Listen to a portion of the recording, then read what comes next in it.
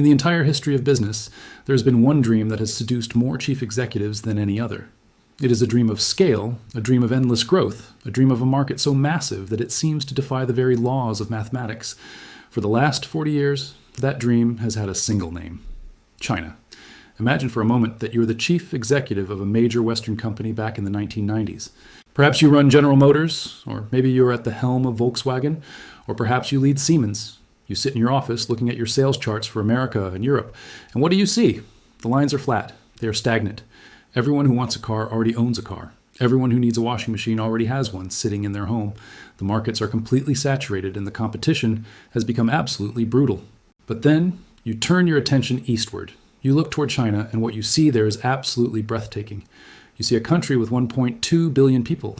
You see a nation that is finally waking up from decades of poverty and isolation. You see a place where almost nobody owns a car, where almost nobody has a modern refrigerator, where almost nobody owns a computer. The potential is staggering. You grab a napkin and start doing the math.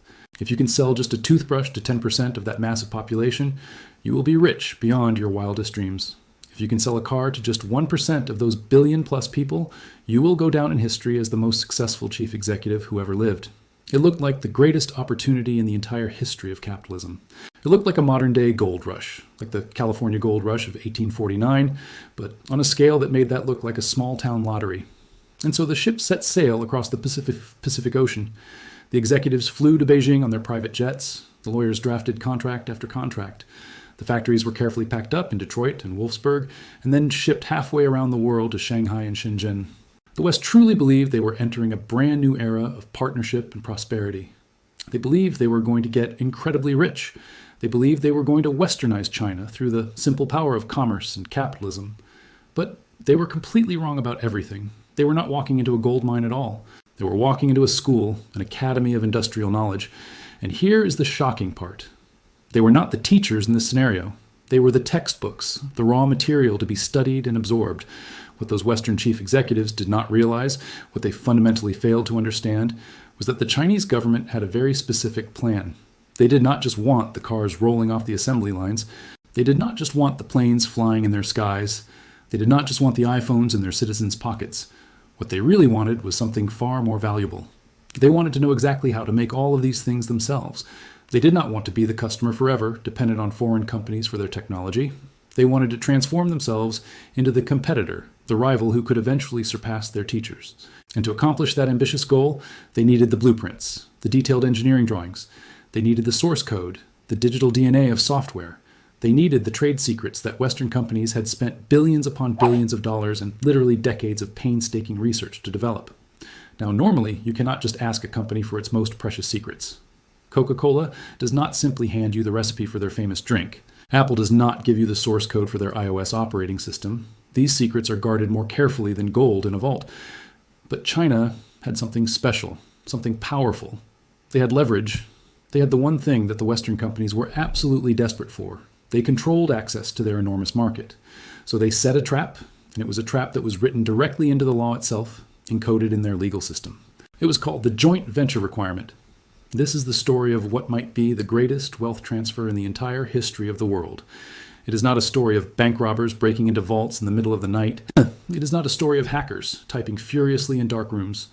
It is a story of contracts signed in plush boardrooms by men in expensive suits. It is the story of how the West sold its future, its technological advantage, for nothing more than a good quarterly earnings report that would make shareholders happy for a few months. And it all begins in the automotive industry, with cars. To really understand how this entire system worked, we have to go back in time to the late 1970s. China was just emerging from the Cultural Revolution, a chaotic period that had devastated the country. The economy was absolutely destroyed. The streets of Beijing were not filled with automobiles, like in Western cities. Instead, they were filled with bicycles, millions upon millions of flying pigeon bicycles, all moving together in enormous swarms. The Chinese government knew they desperately needed to modernize their entire country. They needed trucks to move goods across their vast territory. They needed buses to transport people between cities.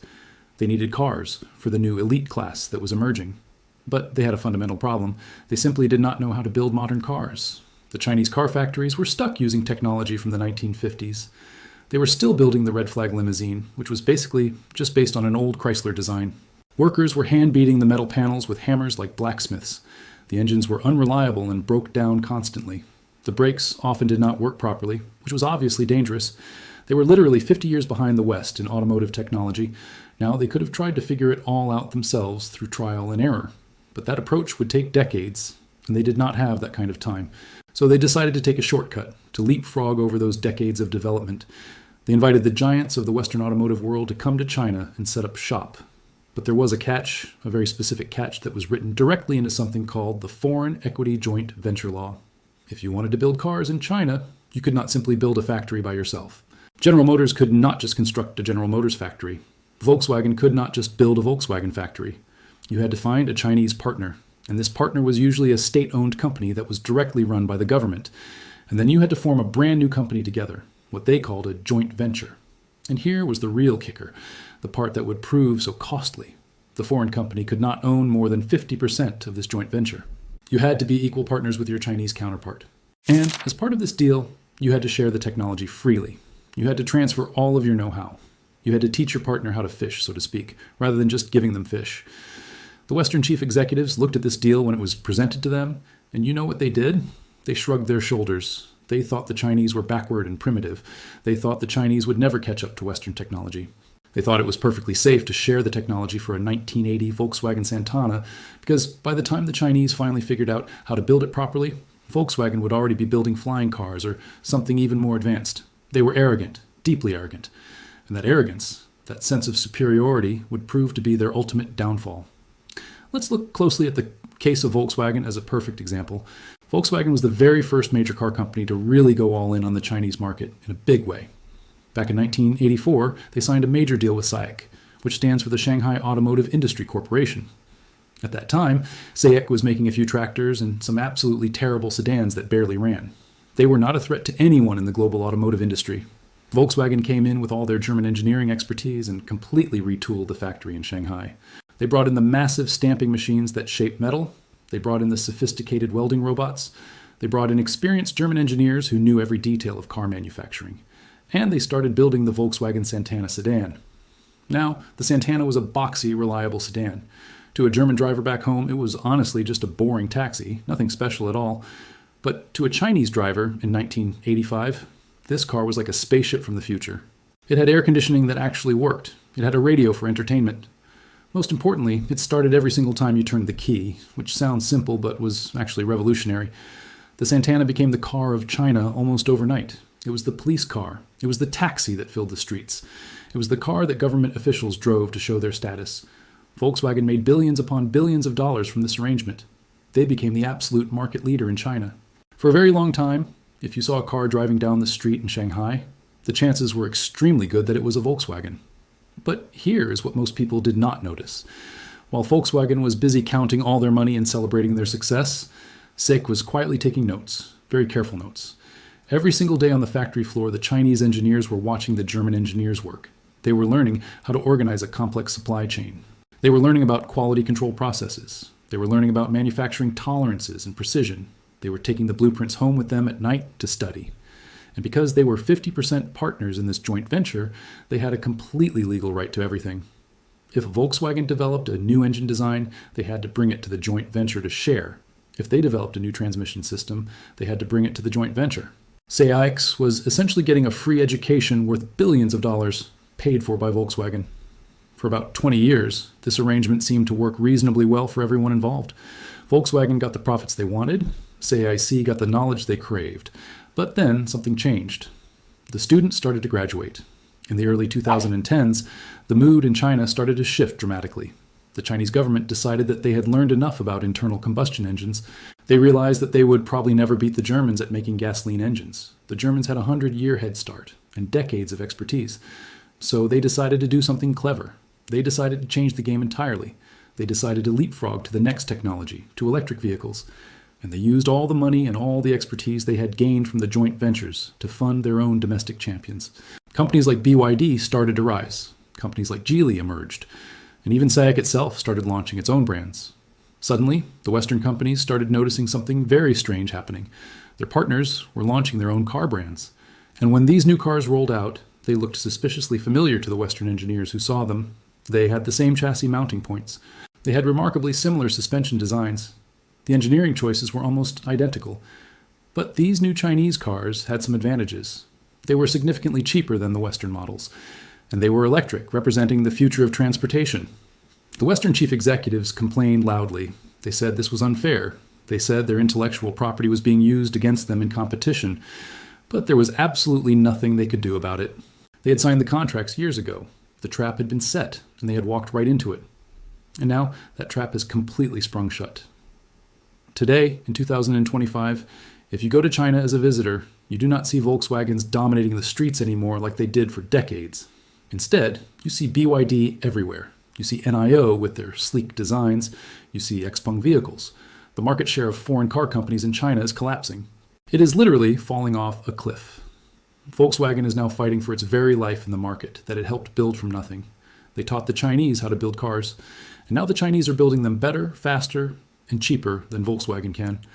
And it gets even worse for the Western companies, because now these Chinese cars are not staying safely within China's borders. They are being loaded onto ships, onto giant roll-on roll-off carriers that can hold thousands of vehicles. They are sailing to Europe. They are sailing to Mexico. They are sailing to South America and beyond. The executives at Volkswagen in Wolfsburg, Germany, are now looking out their windows and seeing BYD cars driving on German autobahns, the very roads where Volkswagen was born. It is the ultimate irony. The technology that was transferred in the 1980s and 90s has mutated and evolved and come back to hunt its original creator. But the automotive industry was just the beginning of this story. It was just the warm-up act. Because cars, when you think about it, are relatively simple consumer products. What happens when you apply this exact same model to the backbone of a modern nation? What happens when you apply it to the trains that move an entire country? This brings us to one of the most brutal examples of what I call the copycat engine. This is the story of high-speed rail. In the early 2010s, China had a serious problem. They had a massive country, one of the largest on Earth, and a slow, crumbling railway system that was completely inadequate.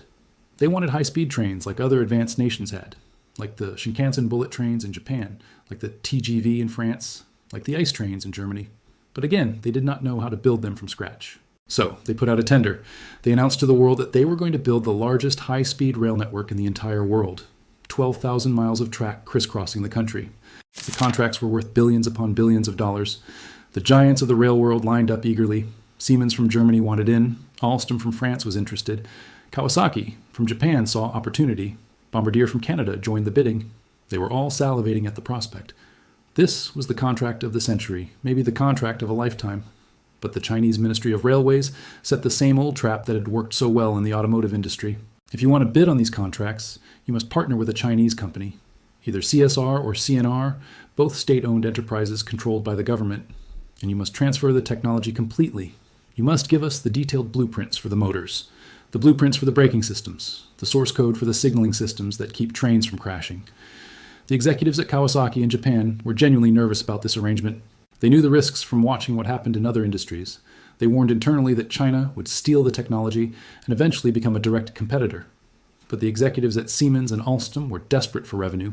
Their companies needed the business. They thought they could manage the risk somehow. They thought they could hold back the very best secrets, keep something in reserve. So they signed the deals. Kawasaki transferred the technology for their E2 series Shinkansen. Siemens transferred the technology for their Velaro high-speed train. For a few years, it seemed like a bonanza for everyone. The Western companies made substantial money selling parts and providing expensive consulting services. But behind the scenes, the Chinese engineers were working around the clock. They had a program, and it had an official government name. They called it the Digestion and Re-Innovation Program. That was the actual official government term, digestion. It sounds like biology when you think about it. You eat something, you break it down in your stomach, and then you use the energy and nutrients to grow stronger yourself. They took the Japanese trains, and they took the German trains, and they took them apart bolt by bolt, component by component. They analyzed the metallurgy of the wheels using spectrometers. They analyzed the aerodynamics of the nose cones in wind tunnels, and then they started to mix and match different components. They put a Japanese nose design on a German body. They rewrote the software to make it better. They made everything faster. And then in 2010, just a few short years after the original contracts were signed, China unveiled the CRH-380A. They called it a Chinese indigenous innovation, something created entirely by Chinese engineers. They claimed it was totally different from the foreign trains that came before. But when the engineers at Kawasaki looked at this new Chinese train, they immediately recognized their own child. They saw the same exact design choices they had made. They even saw the same mistakes that they themselves had fixed years ago. It was a clone, plain and simple, but it was a clone on steroids, improved and enhanced. And then the nightmare scenario that the Western companies feared actually happened. The Chinese government stopped buying trains from the foreigners altogether. Why would they buy an expensive Siemens train when they could buy a Chinese train that was 90% the same but cost 30% less? It made no economic sense. Siemens and Alstom and Kawasaki were kicked out of the Chinese market completely. They had been squeezed like a lemon to get every drop of juice. And now the dried rind was being thrown away into the garbage. But the story did not stop there. Just like with the cars, China started to export these trains. They created a massive state champion company called CRRC. It is now the largest train manufacturer in the entire world by far. And CRRC is now bidding against Siemens and Alstom for contracts in Boston, in Chicago, in Europe, in Africa. They are going head to head. They are using the technology that was practically given to them to destroy the very companies that gave it away. It is a ruthless strategy, but you have to admire the execution. It was a long con played over 20 years with incredible patience. And while the rail industry was being digested, the energy sector was about to witness a crime that was even more direct and brazen. This was not just about reading blueprints and reverse engineering. This was about corporate espionage. This was about actual theft in the dead of night. This is the story of a company called American Superconductor. It is a story that honestly sounds like a spy thriller you would see in a movie. It has a disgruntled employee. It has secret meetings in Austrian cafes. It has stolen code that was used to power an empire. American Superconductor, or AMSC as they are known, was a high-tech company based in Massachusetts. They did not build wind turbines themselves. Instead, they built the brains of the turbine. The sophisticated software and the electronic control systems that tell the turbine exactly how to spin, how to pitch the blades to catch the wind most efficiently, how to connect safely to the power grid. It is incredibly complex technology. It is the secret sauce that makes everything work. Their biggest customer was a Chinese company called Sinovel. Sinovel was a giant in China. They were the biggest wind turbine manufacturer in the entire country. And they bought all of their control systems from AMSC. It was a great relationship that seemed to benefit both sides. AMSC stock was soaring on Wall Street. They were the darling of investors. But Sinovel wanted to cut costs. They did not want to pay AMSC for the expensive software anymore. They wanted to own the source code themselves. But AMSC would not sell it. It was their crown jewel, their most valuable asset. So Sinovel decided to simply take it by force. They found a weak link in the chain, an employee named Dejan Karabasevic. He was a Serbian engineer working for AMSC's subsidiary in Austria. He was unhappy with his job. He felt underappreciated and underpaid. Sinovel agents approached him quietly. They offered him money, lots of money. They offered him a new life. According to reports, they even offered him women.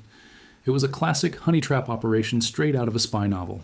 In 2011, Dejan Karabasevic cracked the encryption on the AMSC software. He downloaded the precious source code onto portable drives. He met with Sinovel agents and handed it over. Sinovel took that stolen code and uploaded it directly into their turbines. Overnight, they stopped placing any orders with AMSC. The executives sitting in Massachusetts were completely confused. They called Beijing repeatedly. Sinovel ghosted them, refusing to answer calls or emails. Then AMSC started to notice something very strange. The turbines in the field in China were running a new version of the software, but it was a version that AMSC had never released to anyone.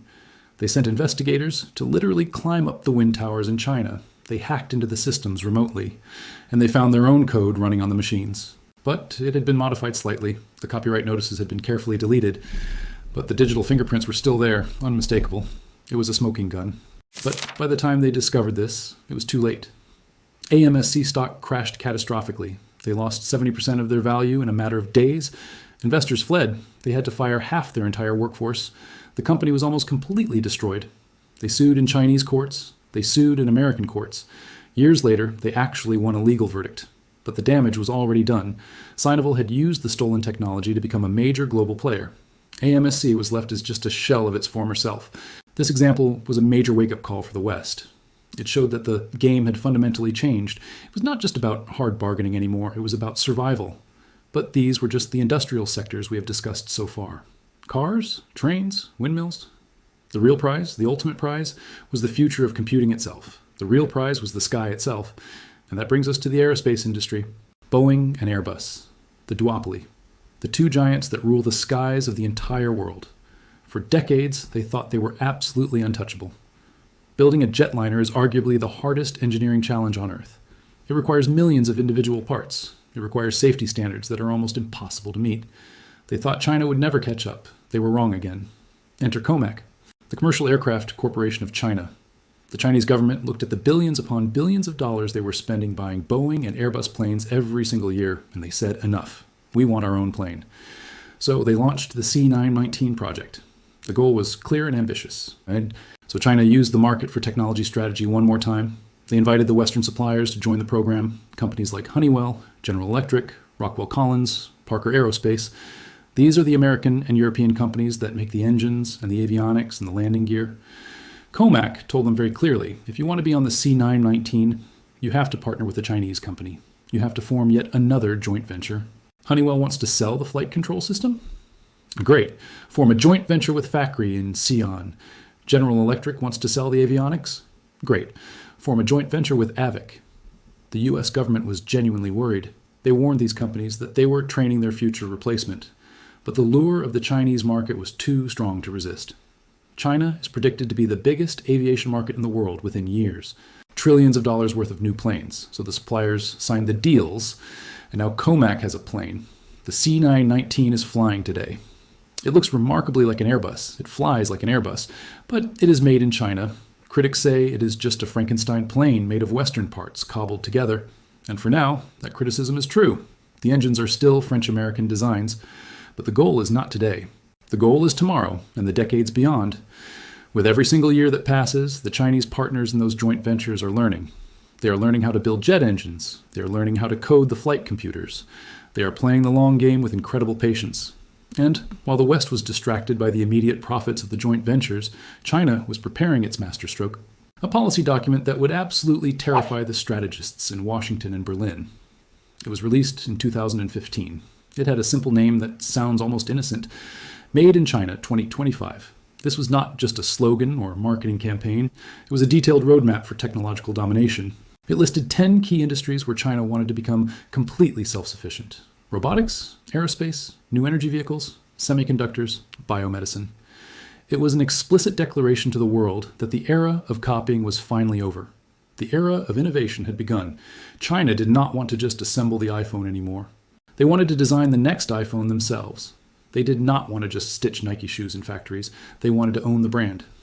This policy document scared the West deeply. It was the catalyst for the trade war that followed. It was the reason why the US government started banning Huawei from American networks. It was the reason why we are now seeing a technological iron curtain slowly descending across the world. But to truly understand how Made in China 2025 works, we have to look at the culture of innovation in China. We have to look at a word that used to mean fake, but now means fast: Shanzhai. In the early 2000s, Shanzhai referred to the counterfeit phones you could buy in the electronics markets of Shenzhen, the Nokia instead of Nokia, the Samsung instead of Samsung. They were cheap knockoffs that fooled nobody. But something interesting happened in those Shanzhai markets. The people making these phones started to improvise. They started to add features that the big companies did not have. They added huge batteries, because migrant workers did not have reliable electricity to charge their phones. They added 4 SIM card slots because people wanted to switch between carriers. They added massive speakers for playing music. They were iterating faster than Apple or Samsung could. This Shanzhai culture of rapid, ruthless iteration evolved. It evolved into companies like DJI, the drone company. DJI started small in Shenzhen, but they iterated so incredibly fast that they wiped out every single American and European drone competitor. Today, they own 70% of the global drone market. It evolved into companies like TikTok, an algorithm so addictive it conquered the world's attention span in just 3 years. The West is still stuck in the old mindset that China can only copy. But the reality today is that the copycat has become the creator, and the West paid for that entire education. In the next part of this investigation, we need to go deeper into the semiconductor war, the chip war. We need to look at how the United States is trying desperately to pull up the drawbridge, how they are banning the export of lithography machines, and we need to look at the cost of this decoupling, because the supply chains are now so deeply intertwined that untangling them might actually be impossible. We will also look at the internal cost in China, the burnout culture of 996, working from 9 in the morning to 9 at night, 6 days a week. The human fuel that powers this entire machine. The world runs on oil, but the modern world runs on silicon. If you control the oil, you control the economy of the 20th century. If you control the silicon, you control the economy of the 21st century. This brings us to the final boss of the technology war, the semiconductor.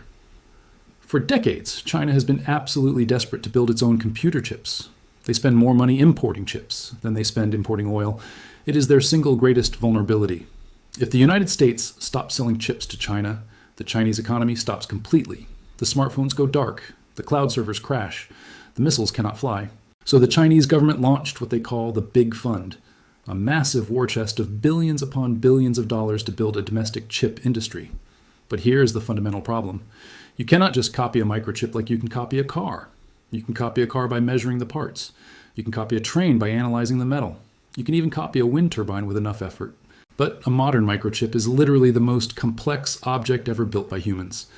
It has billions of transistors. Each individual transistor is smaller than a strand of DNA. To build these chips, you need a very special machine called a lithography scanner, and specifically, you need a machine made by one company in the Netherlands called ASML. These machines are absolutely massive, the size of a bus. They cost $200 million each, and they are pure magic. They use lasers and molten tin to print patterns that are only a few atoms wide. China desperately wanted these machines. They tried to buy them. But this time, the copycat engine finally hit a wall. The United States government realized that if China got these machines, they would be unstoppable. They would be able to build the brains for advanced artificial intelligence. They would be able to build unhackable encryption systems. So the United States convinced the Dutch government to ban the export of the best machines to China. It was a chokehold. China was absolutely furious. They called it technological containment. But because they could not buy the machines, they decided to try to buy the people instead. This is the hidden front of the war for talent. China launched programs with names like the 1,000 Talents Plan. The goal was simple and clear. Find the best scientists in the world, the ones working at NASA, the ones working at Intel, the ones working at universities. Offer them money, offer them state-of-the-art labs, offer them honor and respect, and bring them to China. Sometimes it was perfectly legal recruitment, but sometimes it crossed the line into actual theft. There have been cases of engineers at American chip companies downloading thousands of files onto a hard drive and then booking a one-way ticket to Beijing. They steal the recipes. They steal the chemical formulas for the photoresist. They steal the designs for the memory controllers. But there is one story that serves as the ultimate warning of what happens when a company ignores the threat completely. It is the story of a Canadian giant called Nortel. In the 1990s, Nortel was one of the biggest technology companies in the entire world. They built the backbone of the internet. They were building the fiber optic networks. They were building the first wireless data networks. They were worth 1/3 of the entire Toronto Stock Exchange. But inside Nortel headquarters in Ottawa, something was terribly wrong. Executives started noticing that their microphones were turning on by themselves mysteriously. They noticed strange data traffic leaving their servers in the middle of the night. They found listening devices hidden in the boardrooms. They had been hacked, and they had been hacked completely and totally. The hackers had access to absolutely everything. The CEO's private emails, the technical manuals, the business plans, the pricing strategies. And who was the beneficiary of all this stolen information? A small, relatively unknown company in Shenzhen called Huawei. At the time, Huawei was just a reseller of telephone switches. But suddenly, they started producing hardware that looked exactly like Nortel hardware, but it was 30% cheaper. When Nortel bid for a contract anywhere in the world, Huawei would bid just a little bit lower. They knew Nortel's exact pricing before Nortel even submitted the bid. Nortel began to bleed money. They lost contract after contract. Their stock price collapsed. In 2009, Nortel filed for bankruptcy. It was the biggest corporate failure in Canadian history. Tens of thousands of people lost their jobs. Pensioners lost their life savings. And what happened to the Nortel campus in Ottawa? It was bought by the Canadian government, but when they moved in, they found that the building was so riddled with bugs and spyware that they had to strip it down to the concrete and completely rebuild it. And Huawei? Huawei hired the ex-Nortel engineers.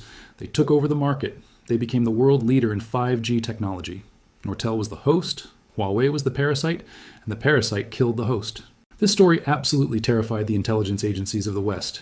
They realized that if Huawei built the 5G networks of Europe and America, they would have a permanent backdoor into every phone call and every data packet.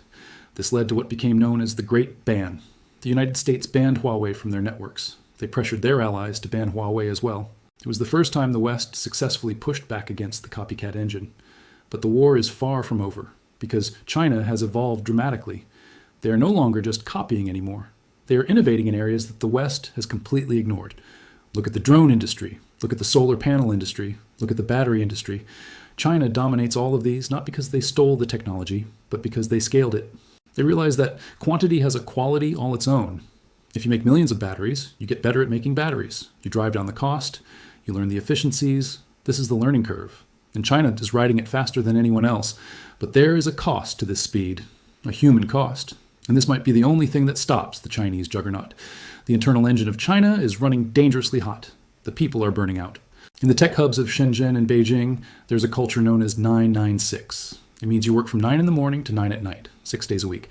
That is 72 hours weekly. It is expected. If you do not do it, you're fired. If you complain, you are labeled lazy. This brutal work culture fueled the rise of Alibaba and Tencent and TikTok. It created immense wealth for the founders. But for the average worker, it created a life of exhaustion. Young people in China are looking at their lives and despairing. They see housing prices impossible to afford. They see a competitive education system that destroys childhoods, and they are deciding to quit the game. There's a movement in China called Tangping. It translates to lying flat. It means doing the bare minimum, not getting married, not buying a house, not having children, not working 996. It is a silent rebellion, and it terrifies the Communist Party. Because the copycat engine needs fuel, it needs cheap labor, it needs hungry engineers, it needs a growing population, but China's population is shrinking. The one-child policy created a demographic collapse. There are not enough young people to replace the old. The factories in the south already report labor shortages. Wages are rising. The era of cheap China is over. So what happens next? What happens when the copycat runs out of things to copy and people to do the work? We are entering a dangerous decade. China knows its window is closing. They know they must become a technology superpower before they get too old. This makes them desperate. And desperation leads to aggression. We see it in the Taiwan Strait. Taiwan produces 90% of the world's most advanced chips. TSMC is the crown jewel of the global economy. China wants it. If they cannot build the chips, they might try to seize them. An invasion of Taiwan would not just be a war for territory. It would be a corporate raid at gunpoint. It would be the final act of technology transfer. So where does this leave the West? The chief executives who rushed to China in the 90s are now packing their bags. Apple is moving production to India. Samsung is moving to Vietnam. Dell is extracting its supply chain from China. They realize the deal they made was terrible. They traded their secrets for access to a market now turning against them. The golden arches of McDonald's still stand in Beijing. But the optimism is gone. We are moving from globalization to decoupling. The world is splitting into two technology spheres, one led by the United States, one by China. Your phone will work on one internet, their phone on another. The standards will differ, the chips will differ. The copycat engine has done its job. It transferred the wealth and knowledge of the West to the East. It was the greatest heist in history, and it was completely legal. Signed in triplicate, stamped by lawyers, celebrated on business magazine covers. We told ourselves trade would make us friends. We told ourselves that if China got rich, they would become like us. But they did not become like us. They became a mirror, reflecting our own greed. They used our desire for cheap goods and quarterly profits to build a machine that now challenges our dominance. And now, as we look at electric cars flooding our ports and satellites crossing our skies, we must ask ourselves a hard question. Did we build our own replacement? The story of the copycat is a story of hubris. We thought we were masters of the universe. We thought we could control the flow of knowledge. But knowledge is like water. It flows downhill. It flows where it is wanted. It flows where people work harder for it. China was willing to work harder. They were willing to study. They were willing to sacrifice. And yes, they were willing to cheat. Now the student has become the master. The classroom is closed. The next test will not be on paper. It will be in the real world. A test of innovation, of resilience, of systems. Can the messy democracy of the West compete with the focused autocracy of the East? Can we invent faster than they can copy? That is the question defining the 21st century. Because the copycat is done copying. Now they are writing the next chapter. And we might be the ones taking notes. Thanks for watching.